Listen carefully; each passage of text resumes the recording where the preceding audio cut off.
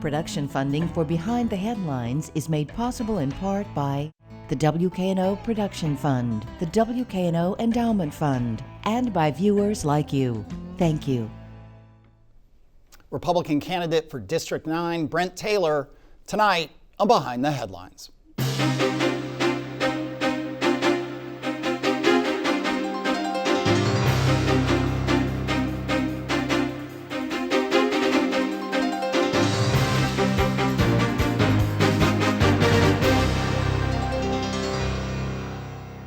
I'm Eric Barnes with the Daily Memphian. Thanks for joining us.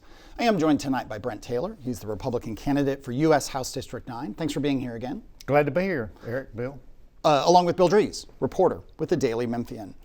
Before we get started with our conversation with Brent Taylor, I'll note that we're moving toward the federal elections. Early voting begins October 14th. The election day is November 3rd. We're working to do one-on-one interviews with all the candidates for key races in those races. We last week had Jerry Green, Democratic candidate for governor. We've reached out to Marsha Blackburn, the Republican candidate, and hope to get her on soon. We have Brent's opponent, Justin Pearson, the Democratic candidate for District 9, coming up soon. Chaz Mulder in District 5, and his opponent is scheduled. We hope to get his opponent, Charlie Hatcher, the Republican, on as well. And then we'll start working on District 8, I think the remaining one there that now covers parts of Memphis. But we are here with Brent Taylor. Thank you. Congratulations on your primary win. You've talked about your endorsement from Donald Trump, President Donald Trump. Are there any policies when you look at his first term in office and his current coming up on a year and a half that you disagree with? Well, one is, and it's not necessarily a disagreement, but I would like to see the war in Iran, I would like to see him get that to completion. And I know that's been going on now for a couple of months. And we have the capacity to end that and do it in a way it's not a repeat of Iraq where we have to go and set up a government. I think we have to take those folks out over there and tell the Iranian people, look, when you put in a government that is willing to be a good neighbor in a bad neighborhood and you're willing to work with peace-loving folks around the world, then we will support you. But if you don't, we'll be back. And the president, I would like to see him end that sooner rather than later. Have the costs so far in ending it, I assume you mean a military end, the billions of dollars spent, the billions in damage to bases around the Middle East, the 100 plus service members and U.S. service members who died, to go farther military would mean more costs, more death of U.S. service members, presumably, certainly the risk of it. And costs are up, oil is up, it affects fertilizer, it affects all kinds. I mean, are those costs worth it for a country whose nuclear program has been, to some degree or another, harmed quite a bit? Well, it needs the nuclear program. We should end the war when the nuclear program is completely at any cost. At any cost, because we cannot allow Iran to have a nuclear weapon. We see what they would do with conventional weapons. You can only imagine them holding the world hostage with a nuclear weapon. And so whatever the cost is to ensure that they don't have a nuclear weapon will be far less than if they have a nuclear weapon and, God forbid, were ever use it. Do you see, critics of the president will say there's not a consistency. Even this week he was talking somewhat glowingly about Kim Jong-un, the president of North Korea, which has 60 nuclear missiles, has ballistic missiles that could reach the United States. He was, President Trump was deriding South Korea, which has been a longtime ally. Is that consistent with what you're saying about the threat of Iran? It is, because you see how the president has to treat North Korea differently than we have been able to treat Iran.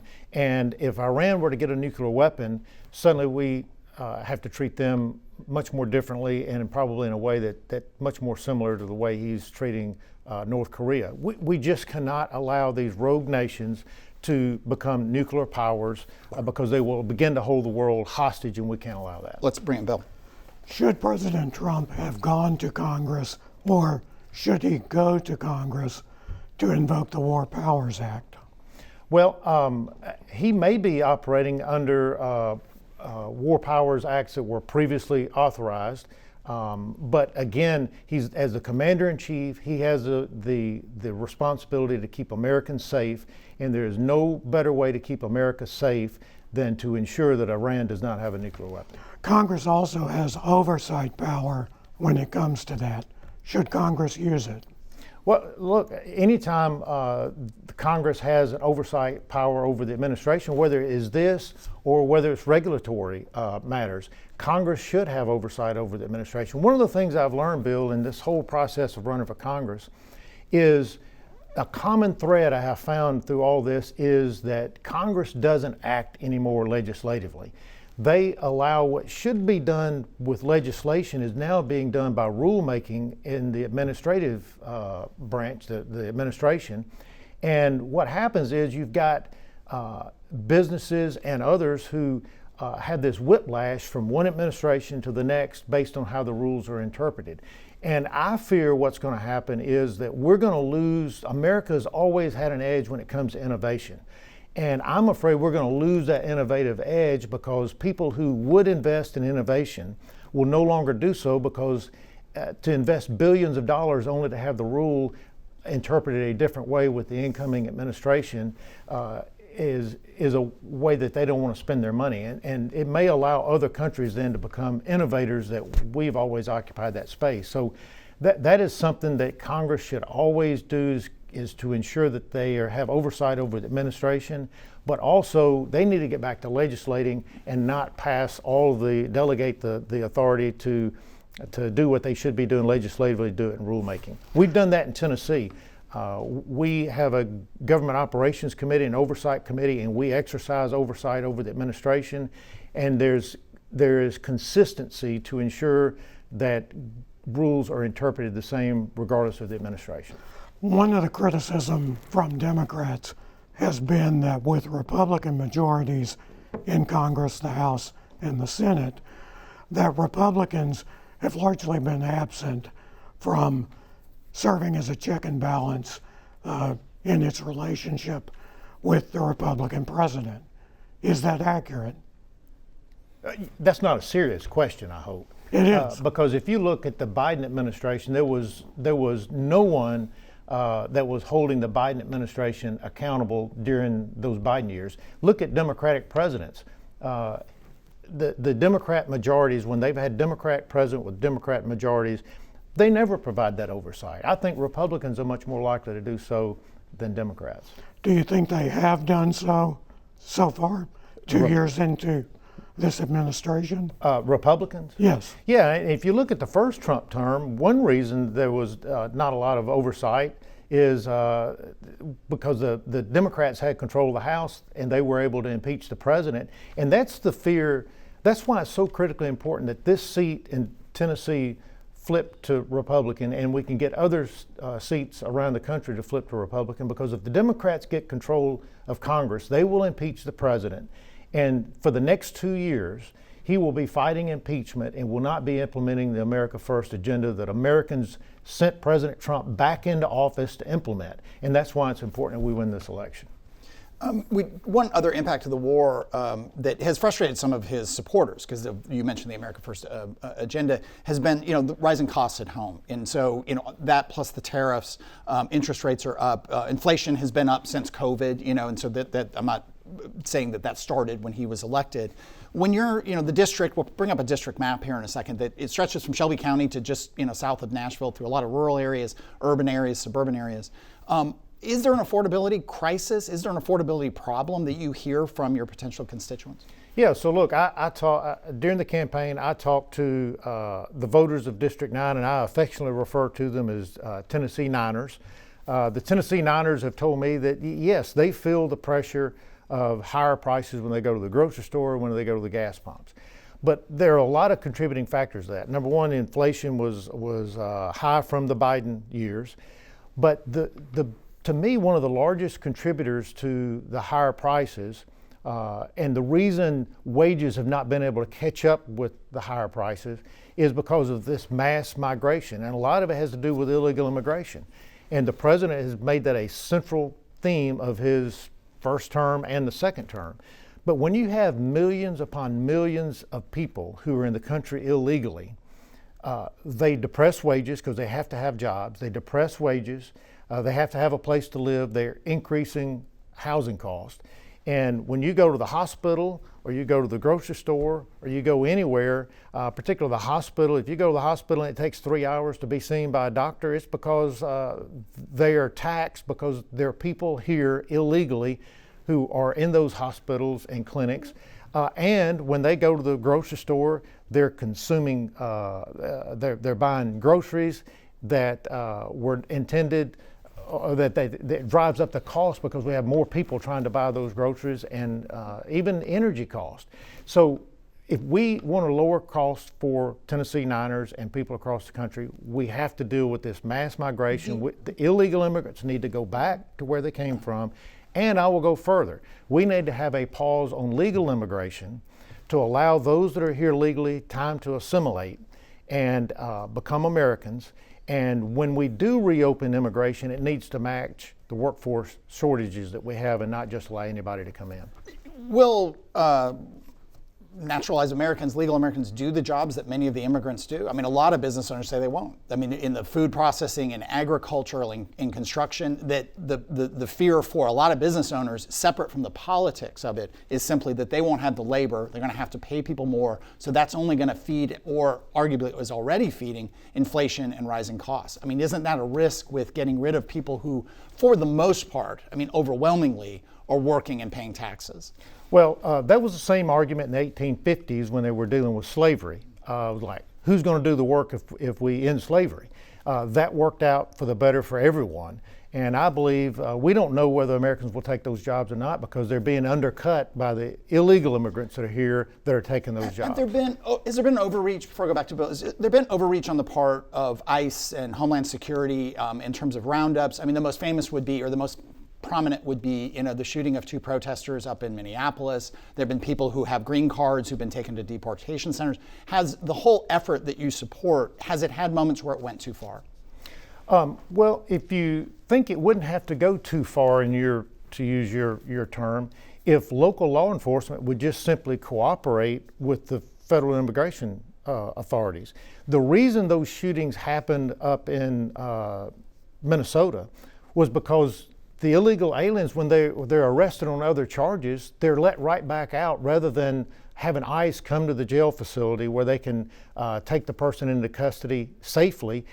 The local law enforcement was releasing them right back out into the community, so ICE has to then go track them down in a public setting, and that's where you increase the danger. That's why I sponsored legislation here in Tennessee that requires local law enforcement that when they have an illegal immigrant in custody from committing another crime, that they have to notify ICE, number one. Number two, they have to hold the illegal immigrant for a total of 48 hours, which is the maximum amount of time in the immigration detainer, to give ICE ample time to get there and get the immigrant picked up. But does there need to be more oversight? I mean, do there need to be investigations of the Homeland Security ICE folks who shot on camera the protesters in Minneapolis? I mean, there hasn't been much investigation. Other situations where people who are here legally with green cards who've been taken to deportation centers. Does there need to be more, back to oversight, more oversight of the effort to get illegal immigrants, from your point of view, out of the country? No, I do. There have been investigations, and anytime there are shootings, whether if law enforcement involved shootings or not, those are investigated, okay. And if charges are warranted, charges will be brought. But again, look, all of this, it looks messy, but if we were talking about people who committed murder and the police are arresting those people and you had cameras and out on the street, we wouldn't have the same concern about that. But again, these illegal immigrants are in the country illegally. It's against the law. And sometimes law enforcement is messy business. About halfway through the show, I'll remind everyone, if you joined us late, we have Brent Taylor's opponent, Democrat Justin Pearson, coming on the show soon. We recently had other candidates on. All those will be available at WKNO.org as we move through all the key races that we can get to before Election Day, November 3rd. But I'll go back to Bill. Senator, the mayor of Memphis, Paul Young, says this city does not have an immigration problem. That, in fact, the immigrant population here contributes to the city's growth and the city's economy. What do you say about that? I would disagree with the mayor, and I have a lot of respect for Mayor Young. I saw him last night. I would disagree. Again, if somebody is here illegally, They are depressing wages because they are taking a job from an American and doing it for less money. So Americans' wages can't catch up with the inflation that we have seen. And they have to live somewhere, so they're competing for housing, which drives up housing costs. When they go to the store and purchase products, they're purchasing products, creating a greater demand, which increases the price for everything. I believe we do have an immigration problem. And again, I think more importantly, whether it's Memphis or any great American city, when you have people who come here who do not believe that they are Americans, they are here to take advantage of America, but they don't want to become Americans, I think that is a danger because it changes the culture of our Western values. They don't understand self-governance, and that's why I think we need a pause on all immigration until we can give those that are here legally time to assimilate. And this is not unheard of. We did the same thing in the early 1900s with the Irish and Italian immigrants that came in. They came in great numbers, and they paused immigration that lasted up until about the 1950s to give the Irish and Italians time to assimilate into America. And they are now part of the fabric of America. We have more foreign-born nationals today than we've ever had in our country's history. America needs some me time to give those folks time to assimilate and become Americans so we can protect our American culture. If the people you're talking about are citizens, should they have to undergo some kind of check on that status, or is that status in danger going forward? Well, if they're here legally, then there's no check necessary. They're here legally. But the president wants to end birthright citizenship. Well, I agree with him. We should end birthright citizenship because no other country in the civilized world does what we do. Just because you were born here, you become a citizen. We're the only country that does that.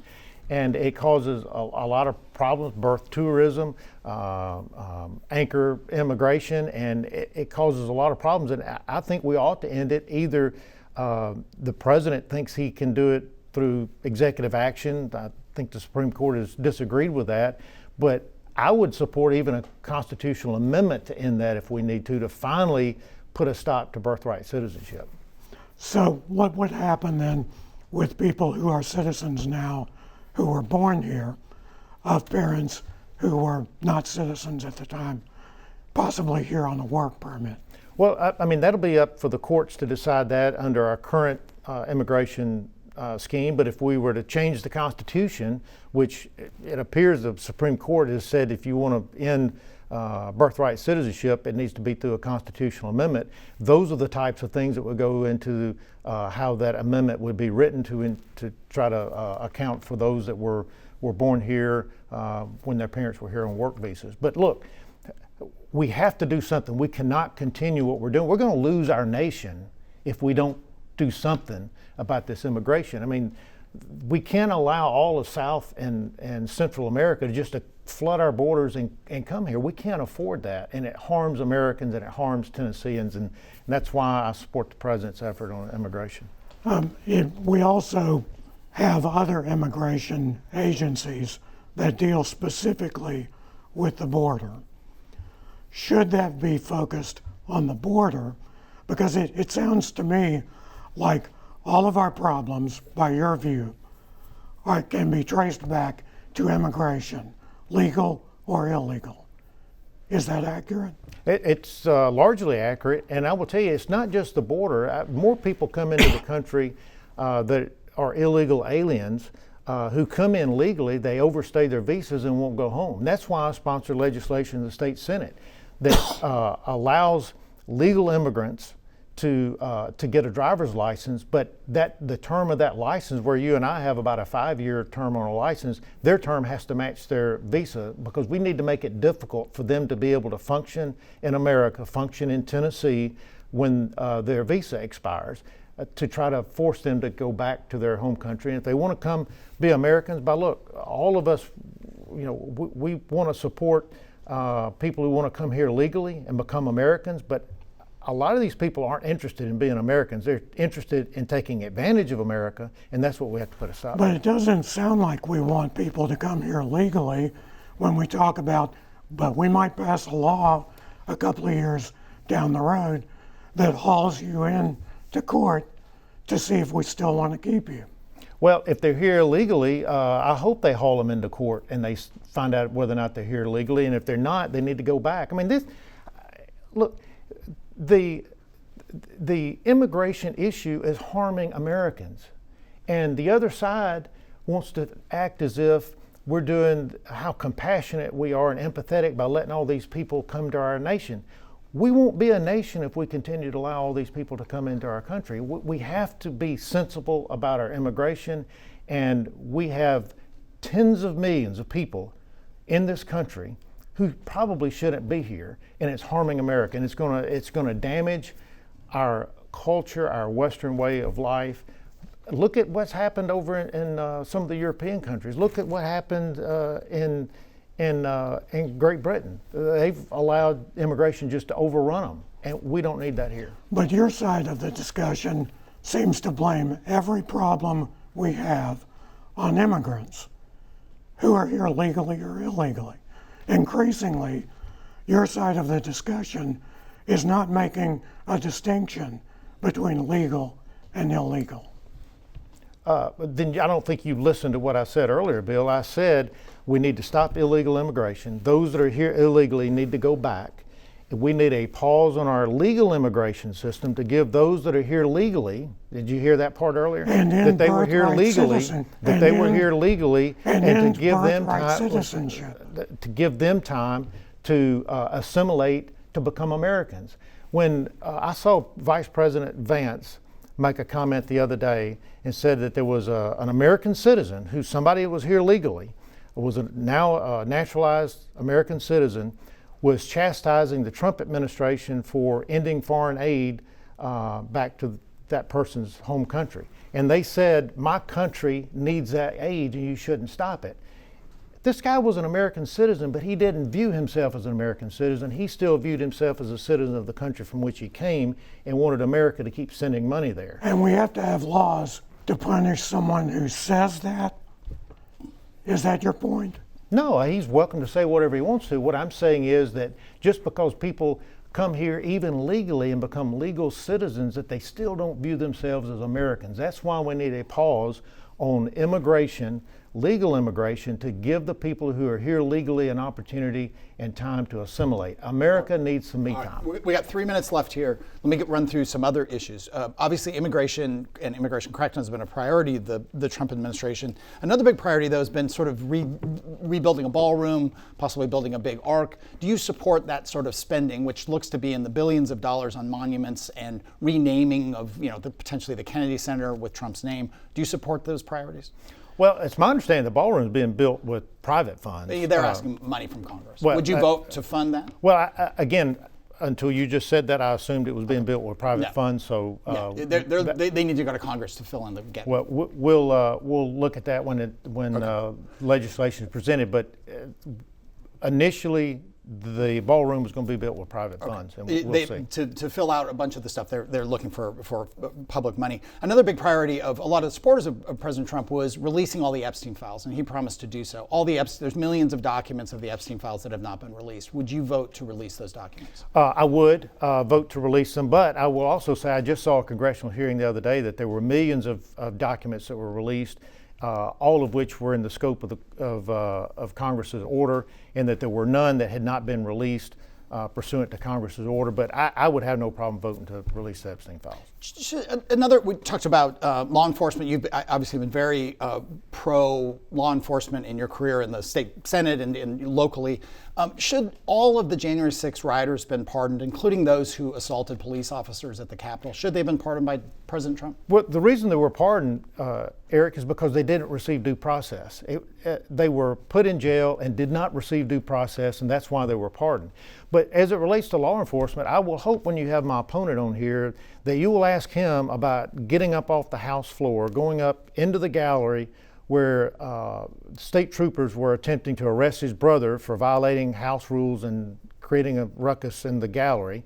He went up there and stood nose to nose with law enforcement and called him an MF boy. I hope you'll ask him about that, because you're right. I have supported law enforcement, and my opponent has not, and that will be a key deciding factor in this election. One more. We have 30 seconds here. One more question that's a weird one, but that comes up is: did Donald Trump lose the 2020 election? The 2020 election was in 2020. He was elected president this last term, and he has 2 more years left in his term as president. I'm going to support him, and that's why we need to keep the House. Did he win in 2020? Look, I think there were irregularities, particularly in those states like Arizona. And if you look where there were issues, where they have those hand-marked paper ballots in Pennsylvania and Arizona, where the Democrats he maybe didn't win, from your point of view. Or maybe Joe Biden maybe did not win. Yeah, I think if you look, where those 80 million votes that Joe Biden, we have never had that kind of turnout, and I think it's shady. We are out of time. Thank you, Brent Taylor, for being here. Thank you, Bill. If you missed any of the show, you can get the full episode online at WKNO.org. The Daily Memphian or YouTube. We'll have Justin Pearson, Brent Taylor's opponent, on coming up soon. And that is all the time we have this week. Join us again next week.